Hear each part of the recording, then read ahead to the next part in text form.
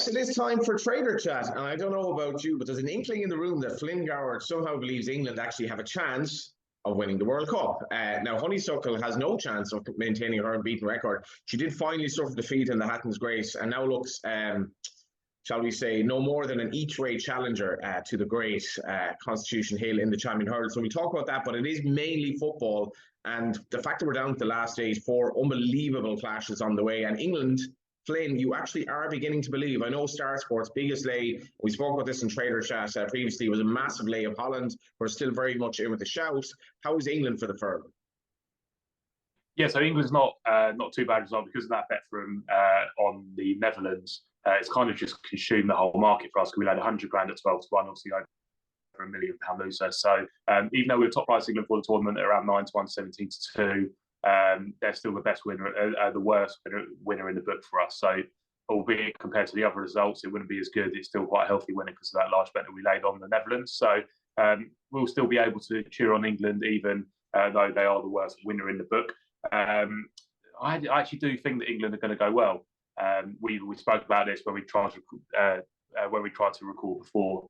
Johnny's internet's not been fantastic this evening, so we're having to go again. But I think that England, I was saying before that if you were to look at England as a horse and horse form, if you look at previous tournaments, we are kind of aiming towards that trajectory is going that way. If you think about the World Cup when we made semi-finals, went out there, and then we reached the final of the Euros, got beat on penalties. So if you're looking at it in that sense, then you think that we'd have to be very short. But now we're facing France, who are obviously very short for the tournament.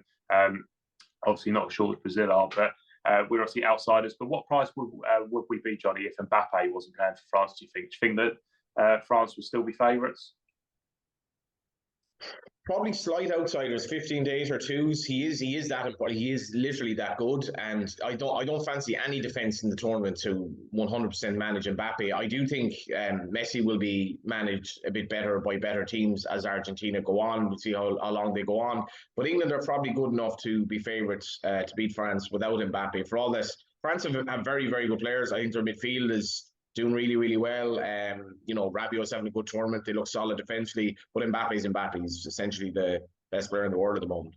It's 10. Of course, then France are in there at 7 to 5. So France ever so slight favourites.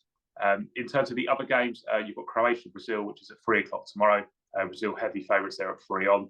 Netherlands versus Argentina. This will be one that we're watching closely. Netherlands 5 to 2, the draw 2 to 1, and then Argentina 6 to 5. Then you've got Morocco versus Portugal, which is the early game, the 3 o'clock game on Saturday, and then into England, France a little bit later on. Just to let you know how we've done so far on the tournament. Obviously, we've got that very big bet running on the Netherlands, but we also laid 50,000 on the USA to reach quarterfinals at 4 to 1. Netherlands actually knocked them out, so they did us a favour there, and now we're hoping that obviously Netherlands go out, so we've got the money in the hod there.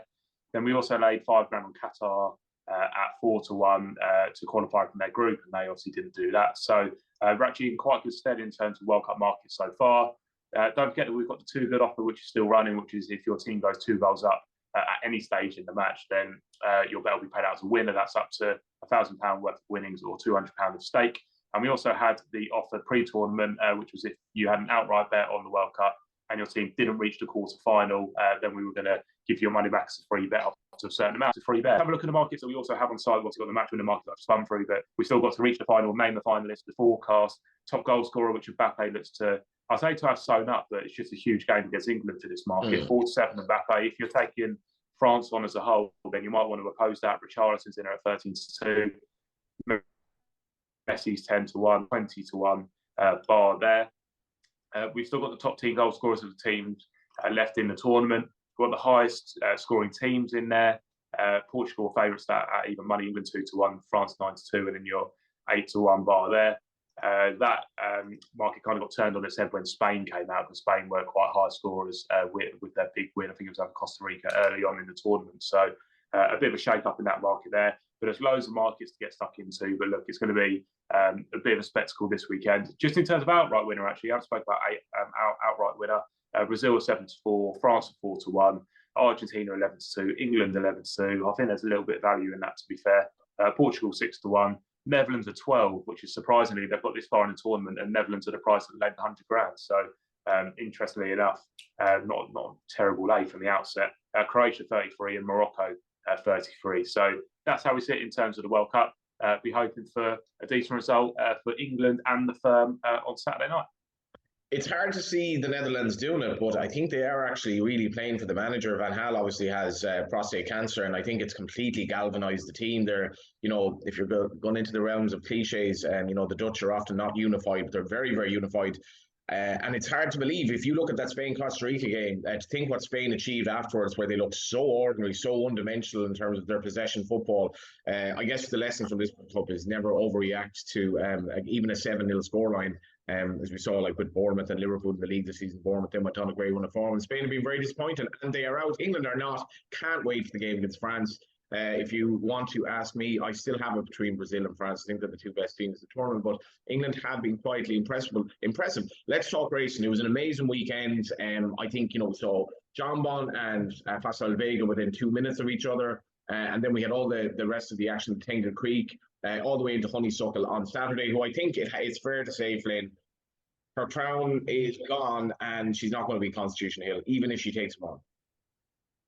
I don't think she will be. I mean, I've never really taken to her, which seems mad about a mare that's won so many Grade 1 races. I know what you mean. But yeah. I mean, I've just never really got on board with her, and I'm not really too sure why. It might be because I was on, was it Benny Didier that she did? So maybe because I was on Benny Didier that day. That's why I've never really taken to Honeysuckle. But yeah, I've never been the biggest fan, but she's got a massive task now, especially if she obviously got beat at the weekend.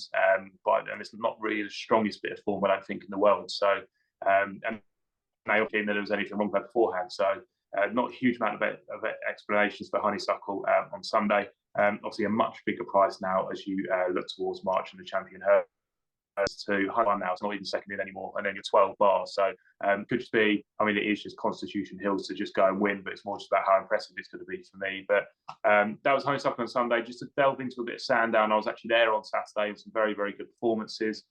Edwardstone, much the best in the team. This was a proper performance. Was well back late on into 5-1. Was 5-1 early on anti-post, then drifted all the way out when he got confirmed to run to about 9. And then came back into around 5-1 at the off. So they obviously thought he was going to run well and he was ready for it. And he ran fantastically well, I thought. Congratulations very good. Actually, he beat the right horse as well for me. I wasn't actually standing on course, Johnny, so I was on the biz at the weekend. Yes, so I couldn't indeed. tell you. Yeah, I couldn't tell you. But look, he was fairly weak, and I think that Edwardstone beat the right horse in the shape of Greenatine anyway. I mean, he was just the really good yardstick, fantastic performance, first time up the season, carrying a huge amount of weight, loved Sandown, and he's just put him to the sword completely. So, always a fantastic performance. I'd fancy Edwardstone come March. He's 3-1 now for the Queen Mother Champion Chase. Energumes there at 6-4. I believe we're going to see in the hilly way this weekend, so it's just one to keep an eye on. The other big 2-mile chase performance was John Bon. I thought it was the most impressive performance that John Bon's ever put in his life so far. Absolutely bolted up into 7-4 and 2-1 for the Arkle. You could argue should be shorter than that. He was actually quite a small winner for us, John Bon. All the money was for Boo Hill, who I thought ran a really good race. And again, John Bon beat the right horse there. Boo Hill was just a more backable price, which is why we saw a bit of money for that one. And then just to touch on the opening race at Sandown, I thought it was a fantastic sit from Jamie Moore on authorised speed in the opener, 1 at 1-3. I think the one that came second could be a useful horse in the future. That's one of Nicky Henderson's horses. That was Immortal. Obviously, it was the same race that he unleashed Constitution Hill in the year before. So just keep an eye on Immortal. Thought it was quite a nice type. But authorised speed just came miles clear. So those were the races from Sandown. Just to touch on a few from Aintree. Have to speak about Noble Yeats. What did you think of this performance? He's very good. He seems to be improving. It reminds me of meeting Sam Willie-Clone completely randomly on the tube in London a few months ago. I was literally sitting across from the Grand National winner who was just going about his daily business. And there's a lovely kind of sense of the Corinthian about this. And the fact that they bought this horse off my friend Paul Byrne, and now they have a Gold Cup contender, not to mind the national winner. Yeah, he doesn't get much wrong, Paul Byrne, but he might have got this one wrong, do you think? Yeah, say that to his face, but he'll reply in a good way. He's I do believe when he said the national was still one of the best days of his racing career, you know. Yeah, no, fair enough. I mean, to be able to say that when you just sold the horse on is some feat, really. But I guess he's had plenty of achievements, and I mean, selling the shunter was probably made up for it, I guess. So for the Cheltenham Gold Cup now, Noble Yeats is into 12-1 from 66. So big old shortener. He was very, very well backed. I was actually going to back it for the race at the weekend. But then I thought I just didn't know what if he was going to be ready for it. I wasn't sure what the plan was, but the late money came. I think it went off around 11-4, was 6-1 early on, so they obviously really, really fancied it. He's 12-1 for the Gold Cup and also favourite for the Grand National as well. So big year for Noble Yeats. Would actually be nice to see him at Mullins Land. A big one over here. I'd like to see that instead of just the usuals. Front of the market dominated the Beach Chase. We ran the all over the place offer here. 12 horses finished outside the places but competed, of course, so plenty of money back given in free bets. So well done to you there. Obviously, not a great result for us because it was just dominated by front of the market. Ashtown Mad winning at 5-1. Jess Gill 4-1 is second, 10-1 third, very well patched third as well. So punters had it off in the Beach Chase. I would say that one to take out of that race and just keep an eye on over Christmas would be 5-Star Getaway. I think he won quite a nice race around Kempton around Christmas last year. On the 27th for 12-1. I think he'll be well handicapped. He's very, very well backed to 7-1 for the Beaches. So just keep an eye on 5-Star Getaway if he gets a bit of a run out over Christmas or if they put him away somewhere. But I think that's just one to keep an eye on.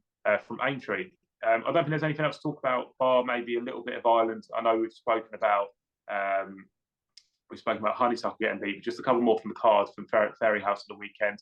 Lossiemouth looked very, very good, especially because it was weak in the market for me. They really wanted to be on Zarek the Brave, backed into 5-4, Simon Munir and Isaac Swadeballs. Lossiemouth, though, was very, very highly touted. I was surprised to see the betting because it's been very well touted for the Triumph, and then it was around 3-1, 7-2 mark. It's now into 3-1 favourite for the Triumph. Zarek the Brave's in there. It's around 10-1. So that's definitely one to keep an eye on when we come to the Triumph. Marine Nationale, this is one that you liked early on in the season, wasn't it? I tipped him up for the Supreme, and obviously you're likely taking on Facile Vega, but I think as much as Gavin Cromwell's horse was disappointing, the favourite was very well backed, and if he hadn't made the mistake at the last, Marine Nationale was probably 2 or 3 lengths the best horse in the race. First time he's come off the bridle, and you mentioned Lossiemouth. I thought this is obviously a filly that doesn't necessarily show an awful lot at home. She was really, really impressive. The one other thing I'll mention, Honor Gamine that you mentioned, he runs in the Hilly Way likely on Sunday, which I'll be at. If it goes ahead, there's definitely concerns, I think, with the weather. But in that Champion Chase division, I would strongly recommend, if you are watching and listening in, back Blue Lord each way for the Champion Chase. And I know he was hammered by Edwardstone last year. Probably got there a little bit too soon. And in fairness, as much as he was hammered by Edwardstone, that form actually is working out extremely well if you look at the Tingle Creek. And I think Blue Lord's a better horse this year. He's 33-1 with one firm. He's definitely going to go for the race. There's no other race he could run in. And I think the race is going to come up as well, and you can basically forget about Shishkin. I'm all in on Blue Lord each way. There you go. Blue Lord tipping up also for the Champion Chase. I'll take you on with Edwardstone. I mean, not very imaginative taking a 33-1 chance on with a 3-1 chance. But that's where I kind of stand on the Champion Chase. Just any more performances from the weekend to look at. You obviously had the Drimwall when Mighty Potter was pretty impressive. What I would say is that the Arkle bar John Bond is looking pretty poor, isn't it? I know El Fabiolo's in there. I don't know what they're going to do with Cigar but a lot of these horses look like they want 2.5 rather than 2, and John Bond looks like he'll bang out in front when we get to March. But there's a lot of March talk here, as opposed to just looking at the race at the weekend. But we've got Cheltenham's come this weekend. We've obviously got the World Cup at the weekend. Just one to put up from Cheltenham if it goes ahead tomorrow, which it might not do. In the 225, Vinicius is on fire at the moment, and Commodore won fresh last year. It's coming back out in the 225 Cheltenham tomorrow. That's 7-2. I know it's favourite, but I think that's got a fantastic chance. And hopefully Cheltenham actually goes ahead this weekend. We've also got decent racing across the weekend. We should hopefully see Epatome back out on Saturday in the 225 against I Like to Move It. And then we've obviously got the decent handicap where Fugitive's been very well backed. I believe that's keep an eye ahead in the 150 at a weekend. And then you can probably watch Johnny on the box in Ireland on Sunday. if you so choose, and by which time we'll know are England still in with a chance to win the World Cup. I think Brazil have been exceptional, but England, they are beginning to believe. And I do think Flynn is right. They have kind of been prepped for this. They know what it's like to lose finals, and I think they're gaining a little bit of experience, and they have more backbone in the team than look likely. It's down to the last days, and yeah, if you are tuning in on Sunday, do check out Honor Jumein, who's going to be one of, I think, many shortish price favourites at Cheltenham. It is becoming apparent. That was Trader Chat. We shall be back next week. Will England be back?